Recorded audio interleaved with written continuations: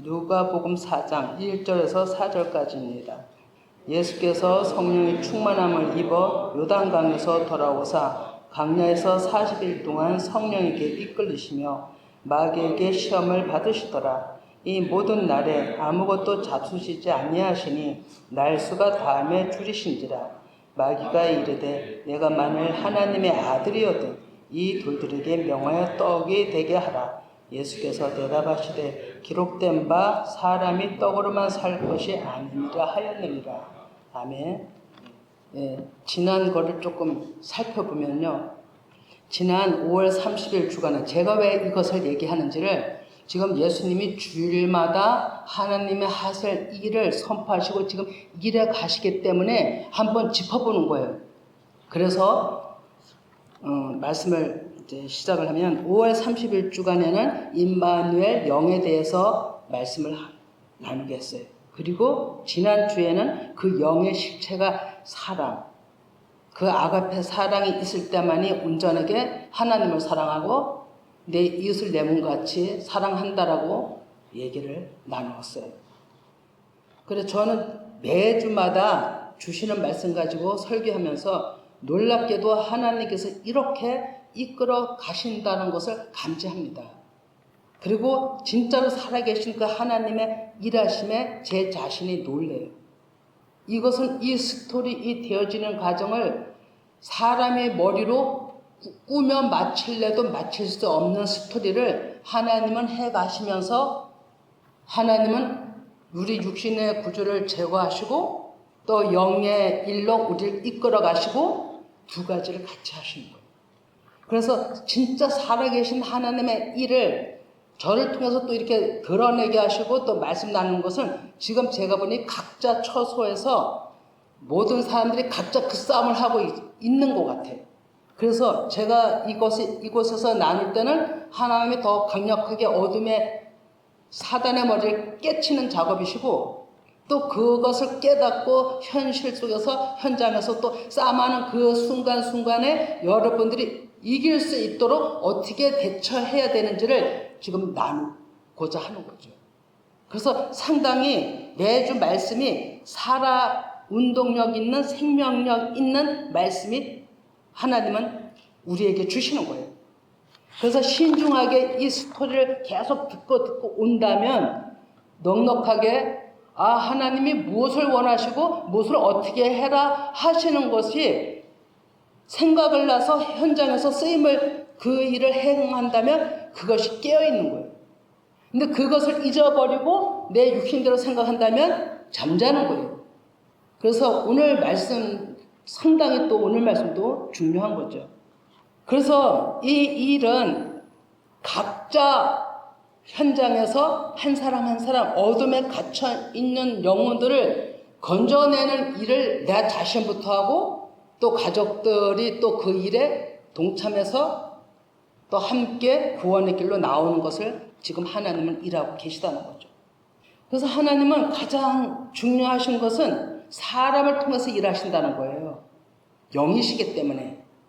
근데 보이진 않지만 우리 안에서 작용하는 거죠. 마음 싸움이 현실로 드러나는 거예요, 여러분. 현실이 없으면 마음의 싸움도 없어요. 마음의 싸움이 있어야 또 현실을 이기는 거예요.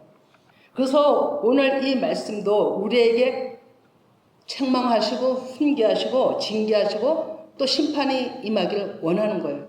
그래야 하나님의 영이 우리 안에서 일하시기 때문이죠. 그래서 예수님의 말씀 오늘 보면 예수님도 오늘 본문 말씀 보면 성령의 충만함을 입어서 광야로 나가 성령의 이끌심을 받았다고 합니다. 그러면 이것을 마태복음 4장 1절에서는 성령께 이끌려 마귀에게 시험을 받으러 광야로 나가더라고 또 얘기를 하죠. 그러면 이 일은 온전히 성령의 일하심에 예수님이 당하신 일도 근데 마귀가 온 거죠.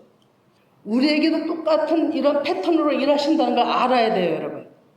그래서 마귀가 와서 3번을 시험을 하죠. 하나님의 아들이거든 이 돌들이 떡덩이가 되게 하라. 이렇게 얘기를 했죠. 여기서 무엇이 주목이 되냐면 하나님의 아들이거든. 능력을 보여봐. 이런 얘기예요. 이 돌 가지고 떡덩이 되게 해봐. 이렇게 사단은 예수님한테 말했죠. 그리고 두 번째가 뭐였냐면 권위와 영광을 줄 터이니 나에게 경배해. 나의 종이 되어서 나한테 절해. 내가 하라는 대로 해. 이거를 하면 네가 나한테 넘겨준 것인데 내가 원하는 대로 해줄 거야. 이런 얘기죠.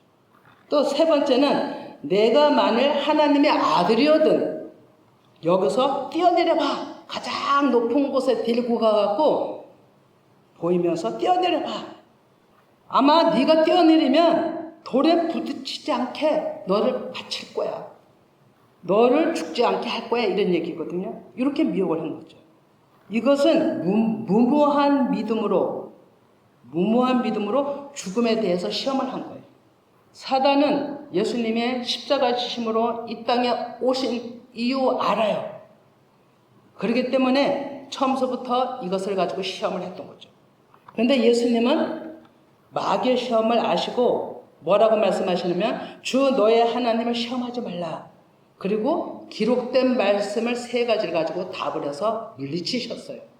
그런데 누가복음 4장 13절에 보면 마귀가 모든 시험을 단 후에 얼마 동안 떠나니라고 누가는 기록을 하고 있죠. 그러면 이 얘기는 얼마 동안 떠나니라고 한 의미 안에는 또 올 것이다는 마귀가 또 예수님을 힘들게 하기 위해서 항상 괴롭힐 것이라는 것을 담고 있는 얘기죠. 이 사탄 세력은 공생의 때 예수님 공생의 때 바리새인, 서기관, 제사장들을 통해서 내내 괴롭혔죠. 결국엔 죽게 만드는데 악으로 쓰임받는 무리들이 되는 그 끝까지 있었죠. 사단의 계략은 예수님을 죽이는 것이었어요. 그래서 제자였던 가룟 유다가 사단에 미혹되어서 그 추종자로 예수님을 붙잡으러 오는 그 무리에 앞장서서 왔던 거예요. 지금 이 얘기를 왜 하는가를 지금 잘 들으시면 우리에게도 이 똑같은 현상은 아닐지라도 이런 패턴으로 우리에게 일하신다는 걸 알으셔야 돼요. 그래서 누가복음 24장 47, 48절에 말씀합니다. 같이 읽어봅니다. 말씀하실 때에 한 무리가 오는데 12 중에 하나인 유다라 하는 자가 그들을 앞장서 와서 예수께 입맞추려고 가까이 하는지라 예수께서 이르시되 유다야 내가 입맞춤으로 인자를 파느냐 하시니 예수님은 가룟 유다가 예수님을 사단 무리에게 넘겨주려고 앞잡이가 돼서 온 걸 알았어요. 왜? 처음 보는 사람은 예수님을 봐도 비슷비슷하기 때문에 누가 누군지 모르잖아요. 그러니까 유다가 말을 짠 거죠. 내가 입맞추는 자가 예수라는 자야 라고 얘기를 한 거죠. 그랬더니 가룟 유다가 예수한테 와서 입맞추려고 했던 거죠. 이 일 또한 가룟 유다가 하는 거 하나님이 허락하신 일이에요. 왜 허락을 하셨을까요? 다 이유가 있으신 거죠. 그래 요한복음 13장 21절에 보면 이하를 보면 예수님은 그 마음이 괴로워 증언하시길 너희 중 하나가 나를 팔리라 하시니 내일이면 붙들려 그러니까 오늘 밤 자정 그때쯤 되면 붙들려 가실 예수님은 그날 아침서부터 내내 제자들과 많은 얘기를 나누셨죠. 그랬을 때 예수님께서 하신 말씀이 한 대목인데요.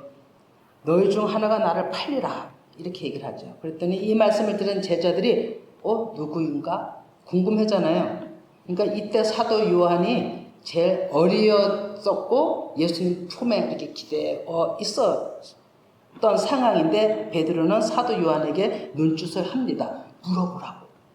그랬더니 사도 요한이 묻기를 누구니까 궁금하잖아요. 이 중에 예수님을 팔 자가 있다 하니 궁금하죠. 그랬더니 요한복음 13장 26절에 예수께서 대답하시되 내가 떡 조각을 적셔다 주는 자가 그니라 하시고 곧 한 조각을 적셔서 가룟 시몬의 아들 유다에게 주시니 조각을 받은 후 곧 사단이 그 속에 들어간지라.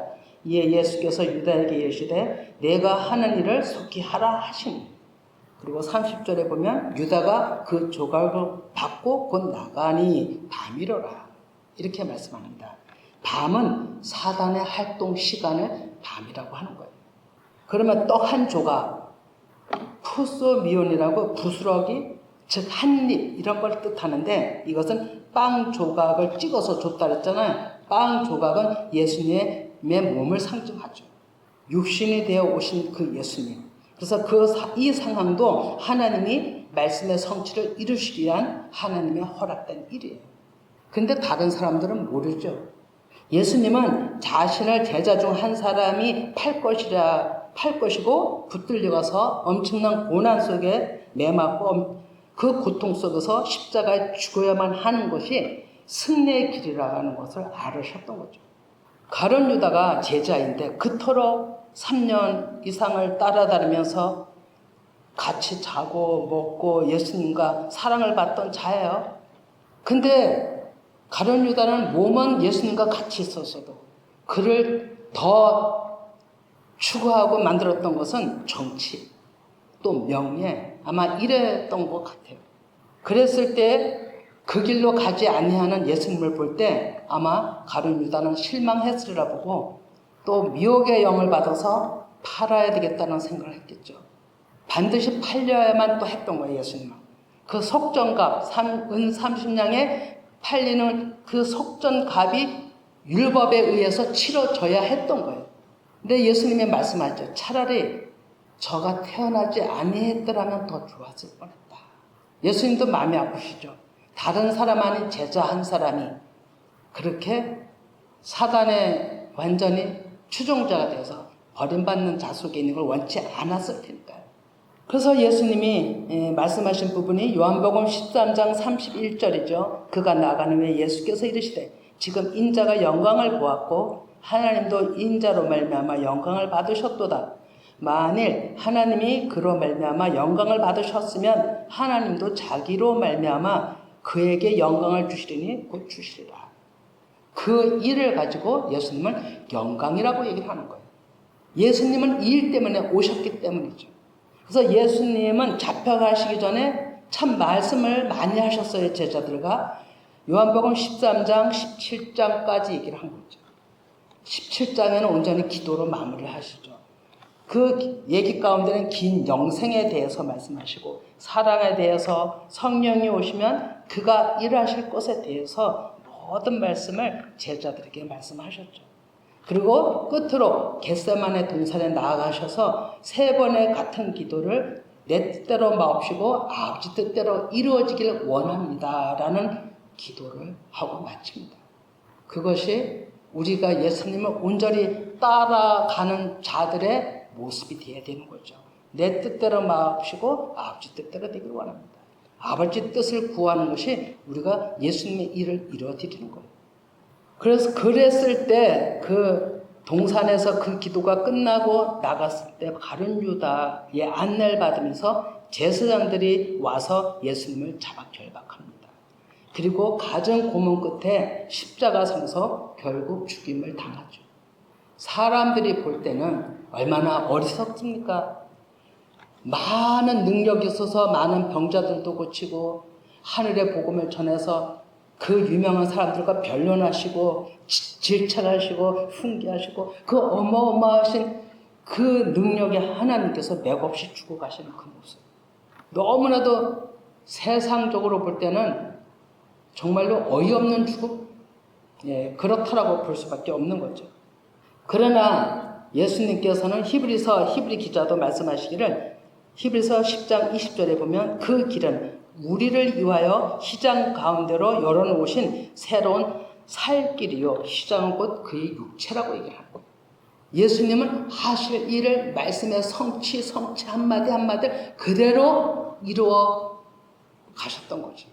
3일 만에 부활로 하나님의 영이 죽은 자 가운데서 예수님을 살리신 그 영으로 말미암아 모든 어둠과 사망과 죄 가운데서 영혼들을 살리기 위한 그것만 예수님은 생각하셨으리라고 봅니다. 그 때문에 내가 한 사람 죽음으로 육신의 정욕을 못 박음으로 그냥 죽는 게 아니거든요. 목적이 있었죠. 무슨 목적이요? 에덴에서부터 잃어버린 그 선악과 사람의 육적인 그것을 예수님이 십자가에 못 박아야만 하나님의 백성들을 살리신다는 걸 알으셨기 때문에 능히 참아낼 수 있으셨던 거죠. 그래서 누구도 원망하지 않았어요. 그냥 침묵하셨어요. 그리고 그 영혼들을 불쌍히 보셨어요. 그것을 이사야 53장 10절에 말씀합니다. 같이 읽어봅니다. 여호와께서 그에게 상함을 받게 하시기를 원하사 질고를 당하게 하셨은즉 그의 영혼을 속건 제물로 드리기에 이르면 그가 씨를 보게 되며 그의 날은 길 것이요 또 그의 손으로 여호와께서 기뻐하시는 뜻을 성취하시리로다. 십자가 죽으심은 하나님의 말씀에 성취셨어요. 죽음에 머물게 하지 아니하시고 그 부활 자체는요 승리였어요. 이렇게 말씀드린 이유는 지금도 여전히 예수님은 우리를 죽인 사람개명, 그 전통의 추종자들, 그 진리라고 하는 그 속임수에서 그것을 무너뜨리고 건져내는 것이죠. 그런데 그 일은요 아주 가까운 사람들을 통해서 일을 하셔요, 여러분. 어쩌면 가족이 제일 가깝잖아요. 가족을 통해서 많이 일하신다는 걸 알으셔야 돼요. 먼 데 있는 사람은 잘 모르잖아요, 그 사람에 대해서. 근데 가까운 데 있는 사람은 잘 알잖아요. 가까운 데 있기 때문에 아닌 거, 자기한테 마음에 맞지 않는 거 다 지적하는 거예요. 그리고 별의별 말로 다 세상 말로 하면 성질을 돋군다고 이렇게 얘기를 하죠. 이 안에서 충동이 일어나게 하는 거예요. 그래서 그쪽에서 한마디 하면 여기서 또 한마디가 나가고 싶은 거예요. 진짜 우리는 상대적으로 살으려고 그래요. 모든 사람들이. 그쪽에서 한마디 하면 나도 한마디, 거기에 아마 한마디가 아니라 두세 마디 더 하고 싶은 게 사람인 거죠. 그죠? 그런데 그 시험을, 그것은 내 안의 육신의 구조에 아닌 것이 보였기 때문에 지적할 수도 있고요. 또 어찌하든지 그 사람의 마음을 충동시켜서 사단의 계략은 그가 하나님 앞에 더 못 가도록, 더 늦춰지도록, 더 낭망되도록 파괴시키려는 목적이 있는 거죠. 근데 그것을 어떻게 이기느냐를 지금 얘기를 합니다. 이 얘기는 저를 통해서 또 하나님이 경험한 것을 또 알게 해서 제가 나누는 겁니다. 첫째는 말하는 자가 정죄해요. 이런저런 얘기한다면 거기에 어떻게 해야 될까요? 좀 전에 얘기한 대로 두세 마디 더 하고 싶어요. 그렇지만 말을 하면 실패합니다. 똑같이 반응하면 실패하는 거예요. 또 두 번째는 말하는 자가 추겨 세워요. 진짜 당신 같은 사람 없다. 뭐 이런 식으로. 그러면 내가 또 우쭐해질 수가 있어요. 그렇게 되면 어떻게 될까요? 그 또한 실패예요. 이기는 자가 못 되는 거예요. 또 세 번째, 어떻게 하면 하나님 나라의 승자로 쓸까요? 말하는 자가 정죄해도 정말 나는 죄인으로 자백을 해야 되는 거예요. 나는 그런 자예요. 그래서 내가 배울 게 많아요. 그래서 회개하려고 해요. 그리고 또 막 잘한다고 추겨 세우고 어떤 일을 했을 때 나는 그런 존재 가치도 안 돼요. 라고 자신을 완전히 낮추는 거예요. 그리고 오직 예수님을 높여드릴 때만이 진 것 같으나 승자가 되는 거예요. 이렇게 반응을 하지 않으면 우리가 침묵으로 나를 죽이고 내가 그런 자라는 것을 인정을 하지 않냐하면 계속 차고 올라가는 거예요. 그러면 더 갈라지게 되고 더 불안이 일어나게 되고 결국에는 파장 오기까지 하는 거죠. 사단은 그걸 노리고 있으니까. 그런데 한쪽이 열을 부리고 분노하고 말을 쏟아 불 때 진짜 참기 힘들지만 제가 잘못했어요. 한번 해보세요. 아마 그렇게 해서 이긴 자들이 꽤 여럿 되시는 줄 믿거든요. 그렇게 하면 상대방이 화가 엄청나게 치밀어 오르고 막 지절하고 난리치다가도 반응이 없기 때문에 그냥 같이 수그러지는 거예요. 영으로 말을 하면 사람의 생각도 다 영이거든요. 그 영은 아마 이렇게 할게요. 뭐라고 얘기를 하냐면 저자 죽었네. 저에게 육신이 죽었네. 반응이 없네. 할 말이 없는 거예요. 근데 하나님이 예수님이 가신 방법이 이 길이에요. 예수님이 십자가에 그 많은 사람들이 죽이고 때리고 침뱉고 주름하고 어마어마한 치욕스러운 일을 당해도 예수님은 저들이 모르니 불쌍히 여겨주세요. 그리고 아무런 감정 없이 불쌍한 마음으로 그것을 다 수용하고 받았어요. 그리고 죽으시고 부활한 그 자체가 사단의 머리통을 밟아 깨트린 거예요. 너무너무 중요합니다. 그것이 창세기 3장 15절에 말씀의 성취죠. 내가 너로 여자와 원수가 되게 하고 내 후손도 여자의 후손과 원수가 되게 하리니 여자의 후손은 내 머리를 상하게 할 것이요 너는 그의 발꿈치를 상하게 할 것이다. 이 말씀의 성취가 예수님 십자가 상에서 일어난 거예요. 사단의 머리를 밟아버린 거죠. 깨트리고 오신 거예요. 그리고 예수님의 말씀하시기를 요한복음 20장 21절에서 23절인데요. 예수께서 이르시되 너에게 평강이 있을지어다. 아버지께서 나를 보내신 것 같이 나도 너희를 보내노라. 이 말씀을 하시고 그들을 향하사 숨을 내쉬며 이르시되 성령을 받으라. 너희가 누구의 죄든지 사하면 사하여질 것이요 누구의 죄든지 그대로 두면 그대로 있으리라 하시니라. 아멘. 예수님이 이기시고 나서 무엇로 이기셨냐면 사랑으로 이기신 거예요. 그래서 하나님이 주일마다 스토리를 해오신 거예요. 영이 임하는 자에게 하나님의 사랑의 그 실체인 사랑을 행할 수 있도록 힘을 주셔서 말씀을 나누게 해서 이번 말씀은 사단의 머리를 깨트리는 말씀을 나누게 하시는 거예요. 여러분 참 스토리 놀랍지 않으세요? 아마 모르겠네도 사단의 머리가 깨져서 물러가는 역사가 아마 모든 이 일에 붙잡혀 쓰임받는 사람들에게는 다 일어날 거예요.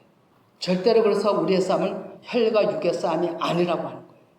그건 예수님의 방법이 아니에요. 여러분 예수님의 방법은 내가 죽는 거예요. 육신. 우리가 이 일을 할 때 우리가 예수님이 가신 그 방법대로 나를 죽이고 상대에게 오히려 겸손히 낮출 때 그때 어떤 일이 일어나는지 아세요? 그때 상대방이 솟아났던 머리통, 생각, 박살내는 거예요. 눈에 보이진 않지만 그가 더 이상 말을 하지 않고 움츠려서 가만히 있는 그 자체가 보이지 않는 머리통이 깨지는 일이에요. 여러분. 근데 우린 영으로는 보지 못하기 때문에 그거를 감지를 당장은 못하는 거죠. 근데 영적으로 본다면 아마 좀 놀랄 거예요. 그래야만이 화목이 이루어지는 거예요. 내가 잘못했다고 하는 사람한테 더 매질하는 자가 누가 있으며 더 혹독하게 하는 자가 누가 있겠어요. 그럴 때 가정에 화평은 오는 것이고 어느 누군가를 위해서 나도 살고 그도 살리는 거예요. 아브라함이 시험을 받을 때 조금 얘기를 합니다. 아브라함이 시험을 받을 때 자기 독자 아끼지 않고 내놨을 때 하나님께서는 뭐라고 얘기를 하냐면 그 넷이가 그 대적의 성문을 차지하리라 이렇게 얘기를 합니다. 그럼 넷이는 예수님이시죠. 예수님이 십자가 죽으심으로 사단을 물리치는 그것을 얘기를 하신 거죠. 그리고 그 넷의 후손은 또 우리인 거죠. 우리가 예수님이 가신 그 패턴으로 일할 때만이 사단을 정복하는 거예요. 그것이 내 대적의 성문을 차지하는 것과 똑같이 일치가 되는 거예요. 그래서 예수님은 말씀하시길 요한복음 5장 24절에 내 말을 듣고 나 보내신 이를 믿는 자는 영생을 얻었고 심판에 이르지 아니하나니 사망에서 생명으로 옮겼느니라. 여러분 이것이요 우리가 하나님의 제자된 하나님의 먼저 부름받은 자들이 나를 죽이고 상대방에게 그렇게 예수님이 하신 것 같이 행했을 때 어떤 일이 일어나면 그 상대방의 어둠에 갇혀있는 자를요 사망에서 생명으로 옮겨가게 하는 일을 하는 거예요. 그래서 요한복음 5장 25절에 진실로 진실로 너에게 이르노니 죽은 자들이 하나님의 아들의 음성을 들을 때가 오나니 곧 잇따라 듣는 자는 살아나리라. 그러면서 이를 놀랍게 여기지 말라. 무덤 속에 있는 자가 다 그의 음성을 들을 때가 오나니라고 얘기를 하죠. 음성을 들어야 되는 거죠. 음성은요 꿈으로도 환상으로도 말씀으로도 여러 가지로 우리에게 음성을 들리시는 거예요. 깨닫게 하시는 거죠. 그러나 그 일을 못하게 사단은 계속 우리한테 참소하는 거예요. 하나님 앞에 참소하는 거죠. 얘는 이런 자입니다. 얜 이런 자입니다. 참소거리 같지도 않은 걸 갖고 참소거리 계속 하는 거예요. 이 참소에 걸렸던 자가 누군지 아시죠? 사단의 참소에 걸렸던 자가 욥이잖아요. 욥을 간단하게 얘기를 하면 욥이 처음에는 동방의 의인이여 이런 자가 없더라고 칭찬받았어요. 근데 욥에게 제가 왜 이렇게 칭찬을 받았을까? 엄청난 고난을 나중에 당했는데 살펴봤어요. 그랬더니 욥에게 없었던 게 있더라고요. 마태복음 9장 13절에 보면 예수님의 말씀인데요. 같이 읽어봅니다. 너희는 가서 내가 긍휼을 원하고 제사를 원하지 아니하노라 하신 뜻이 무엇인지 배우라. 나는 의인을 부르러 온 것이 아니요 죄인을 부르러 왔노라. 이렇게 얘기를 하죠. 이것이 욥에게 없었던 거예요. 욥은 너무나도 잘 나갔어요. 너무나도 잘 됐어요. 그러니까 자식들을 다 불러 생기면 부정한 게 있을까 봐 또 정결함을 씻고 막 이랬잖아요. 그런데 무엇이 없었냐면 너무 잘 나가니까 내가 죄인인 줄 몰랐어요. 그래서 예수님은 내가 제사를 원하지 않고 긍휼을 원한다라고 얘기를 하죠. 그러면서 나는 의인을 불러러 온 게 아니야. 죄인을 불러 해결시키러 왔어라고 얘기를 하잖아요. 근데 욥한테 이게 없었어요, 여러분. 그러니까 사단의 참소를 받은 거예요, 여러분. 하나님, 욥을 좀 힘들게 하고 때리면, 힘들게 하면 욥이 그래도 하나님을 경외하겠습니까? 한번 해보세요. 참소한 거예요, 사단이. 그랬더니 하나님이 허락을 하잖아요. 허락한 이유는 무엇일까요? 하나님도 알으셨어요. 그가 너무 잘 나가니까 내가 죄인이라는 고백이 없다는 거. 이게 뭐냐면 인간의예요. 인간의. 저에게는 인간의가 너무나도 가득 찼던 거예요. 욥한테는. 그러니까 세상적으로 볼 땐 너무 하나님을 잘 믿었어요. 그러나 하나님 볼 땐 그게 아니었어요. 너무 인간의로 자기가 최고였어요. 그랬더니 하나님이 사단이 참소하는 말을 사단이 참소할 때는요 무조건 허무한 걸 갖다가 참소하는 게 아니에요. 근거가 그 사람한테 근거가 있기 때문에 그것을 하나님 앞에 참소하는 거예요. 그러니까 나한테도 누가 나를 참소해 사단의 세력으로 말로 저를 참소했다면 나에게 그 참소하는 그 꼬투리 그 문제가 나한테도 있는 거예요. 그랬을 때 내가 잘못했다고 엎드려야만 그걸 이길 수가 있는 건데 내가 진짜 참소할 게 있나? 내가 진짜 그게 무슨 잘못이야? 이렇게 나오면은요 사단한테 찌는 거예요. 그 미혹에 빠져들어가는 거예요. 그래서 우리가 깨달아야 된다는 거예요. 그래서 욥에게 사단이 엄청난 걸 하잖아요. 자식들 다 죽이고 살림 다 뺏어가고 친구들을 또 하나님이 보내서 친구들과 변론했지만 욥이 이겼어요. 얼마나 욥이 그 의의가 강한지 친구들도 당할 자가 없는 거예요. 욥기 38장에 와서 하나님이 드디어 욥과 변론하잖아요. 하나님이 살아계심을 드러내잖아요. 그러니까 그제서야 욥이 꼬꾸라집니다. 그리고 욥이 꼬꾸라졌던 얘기는요. 자기 안에 인간 의의를 깨달은 거예요. 자기가 무지하다는 것을 아는 거예요. 그랬을 때 하나님 앞에 엎드리죠. 그리고 하나님은 욥을 통해서 친구들도 회개하게 해서 그들도 살리고 또 더 많은 복으로 주셨다고 하는 거예요. 그것은 완전 인간 의의를 깨트려서 사단을 동원시키고 친구들을 동원시키고 다 동원시켜서 그 욥의 의의를 깨치신 일이에요, 여러분. 지금 우리에게도 그렇게 일을 하시는 거예요. 내가 계속 어려운 일을 당하고 있다. 마음의 힘듦, 옆에 사람들 통해서 뭔가 내가 지적받고 있다. 나한테 그렇게 인간 의의가 있다는 것을 알으셔야 되는 거예요. 그것을 인정해야 돼요. 그렇지 않으면 우리는 진짜예요. 그래서 오늘 이 말씀을 이제 정리를 끝으로 하면 첫째로 하나님의 영이 우리 안에 우리가 예수 그리스도 안에 연합이 돼야만 되는 거예요. 이 연단을 잘 받아야 돼요. 두 번째는 하나님의 영으로 하나 된 그 마음에는 반드시 하나님이 뭘 주시냐면 무기를 주시는데 사랑의 무기를 주신다는 거예요. 긍휼. 세 번째는 우리의 싸움은 혈기가 아니에요. 불쌍함으로 상대방을 무조건 덮어주는 거예요. 내 잘못을 인정하는 거예요. 당신은 나보다 낫습니다. 나는 진짜 이런 자입니다. 이렇게. 그랬을 때 하나님은 그것이 어둠의 빛을 비추어서 나도 사는 거고 그 상대방도 살리는 거예요. 사실은 그쪽에 상대에 쓰임받는 사람요. 겉으로는 막 이러고 엄청난 그런 혈기를 내뿜을지라도 그 사람 안에는 어떤 영이 있냐면요, 그 사람 안에도 하나님이 긍휼히 여기는 그 마음이 있는, 나도 하나님 앞에 구원받길 원해, 이런 마음이 있다니까요.